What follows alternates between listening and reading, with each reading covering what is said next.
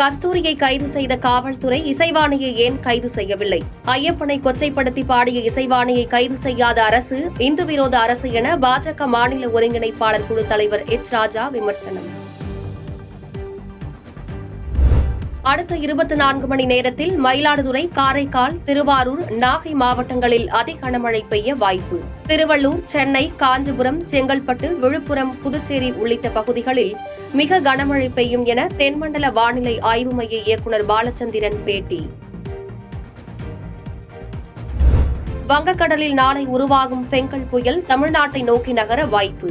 ஆழ்ந்த காற்றழுத்த தாழ்வு மண்டலம் நாகையிலிருந்து 570 கிலோமீட்டர் தொலைவில் நிலவுகிறது. சென்னையிலிருந்து 770 கிலோமீட்டர் தொலைவில் நிலவுகிறது.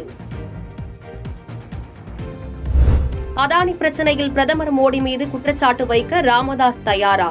பாஜகவுடன் கூட்டணியில் உள்ள பாமக இப்பிரச்சனையை திசை திருப்ப முயல்கிறது என மதிமுக தலைவர் வைகோ அறிக்கை. விழுப்புரம் மாவட்டத்தில் நவம்பர் 28, 29 தேதிகளில் முதலமைச்சர் ஸ்டாலின் தலைமையில் நடைபெற இருந்த அரசு நிகழ்ச்சி மற்றும் கல ஆய்வுக் கூட்டம் ரத்து. விழுப்புரம் மாவட்டத்தில் கனமழை பெய்யும் என்ற எச்சரிக்கையை தொடர்ந்து முதலமைச்சரின் நிகழ்ச்சிகள் ரத்து. சென்னை கிண்டி மெட்ரோ ரயில் நிலையத்தில் அதிகரித்து வரும் பயணிகளின் எண்ணிக்கையை கருத்தில் கொண்டு கூடுதல் நுழைவாயில் திறப்பு. புதிய நுழைவு வாயிலில் மின்தூக்கி, நகரும் படிக்கட்டுகள் உள்ளிட்ட பல்வேறு வசதிகள் இடம்பெற்றுள்ளன.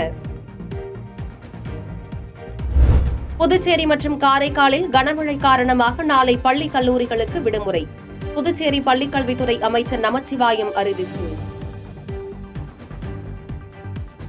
செய்பவரை கண்டால் நாம் பயங்கொள்ளலாகாது பாப்பா, மோதி மிதித்து விடு பாப்பா, அவர் முகத்தில் உமிழ்ந்து விடு பாப்பா. அண்மை செய்திகளை உடனுக்குடன் தெரிந்து கொள்ள இணைந்திருங்கள் இயம்நாடு தொலைக்காட்சியுடன்.